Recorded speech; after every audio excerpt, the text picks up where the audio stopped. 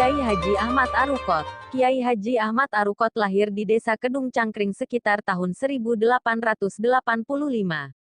Ayahnya Kiai Asfiak adalah perintis berdirinya majelis taklim di desa itu pada tahun 1889.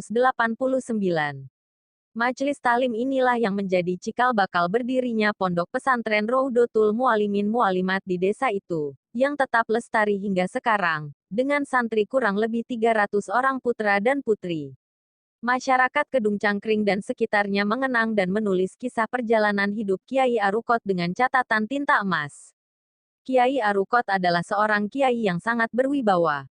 Bukan hanya karena beliau seorang singa podium atau memiliki ilmu kanuragan tingkat tinggi, akan tetapi lebih dari itu, karena beliau adalah seorang ulama, yang alim, muflis, tekun, teguh pendirian, dan selalu sejalan antara ucapan dan perbuatannya. Di samping itu Kiai Arukot juga dikenal sebagai seorang abid yang zahid. Menurut salah seorang cucunya, selain rutin menjaga salat berjamaah 5 waktu, puasa Senin dan Kamis, mutolaah kitab kuning, beliau juga membatasi tidurnya. Beliau biasa tidur pukul 21 dan bangun kembali pada pukul 23. Kemudian, Kiai yang sorot matanya teduh itu, setelah minum segelas kopi, makan kue dan merokok, beliau pun menjalankan ibadah salat malam dan membaca wirid hingga subuh menjelang. Usai sholat subuh, beliau menggarap sawah miliknya hingga pukul 7. Baru setelah itu beliau pulang untuk mengajar, mengaji, untuk para santrinya.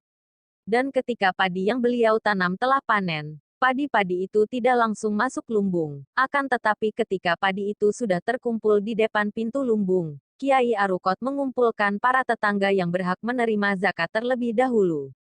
Setelah itu semuanya diberi padi sebagai zakatnya. Dan selanjutnya, setelah zakat diberikan seluruhnya, barulah padi-padi itu dimasukkan ke dalam lumbung padi keluarga. Berkat konsistensi ucapan, perbuatan dan keteladanan beliau, Kiai Arukot mendapatkan anugerah kewibawaan yang luar biasa. Sekedar contoh, ketika ia sedang berjalan menuju masjid, dapat dipastikan setiap orang yang sedang lewat akan berhenti dan turun dari kendaraan yang tungganginya, lalu menundukkan kepala untuk memberi hormat. Pun demikian ketika mereka mendapati Kiai Arukot sedang mutolaah akan turun dan menuntun sepedanya untuk menghormati. Padahal jarak rumah dan jalan raya sekitar 100 meter. Perjalanan pendidikan Kiai Arukot. Perjalanan pendidikan Kiai Arukot, yang nama kecilnya adalah Muhyiddin, bermula dari pendidikan asuhan ayahanda beliau sendiri, Kiai Asfia. Kemudian berlanjut ke pesantren Termas Pacitan di bawah asuhan Kiai Haji Dimyati. Pondok pesantren tua yang didirikan tahun 1830 itu kala itu sangat terkenal dan masyhur, karena pada saat itu saudaranya, Kiai Haji Mahfuz et-Turmusi, menjadi ulama besar di Saudi Arabia. Tidak heran banyak kiai besar belajar, tolabul ilmi, di sana. Setelah dari Termas, Kiai Arukot melanjutkan pengembaraan ilmunya ke Syekhona Kholil Al-Bangkalani.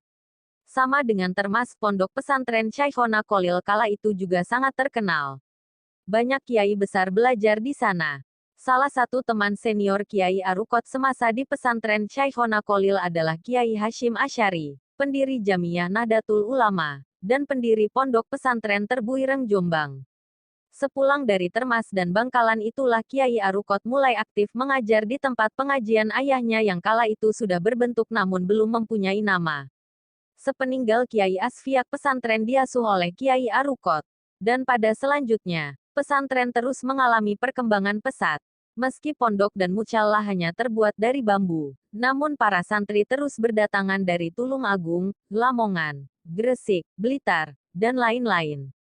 Wafat Kiai Arukot. Pada saat menjelang wafat beliau, pada malam Jumat 21 Rajab 1389 per 3 Oktober tahun 1969, Kiai Arukot mengumpulkan seluruh anak cucunya.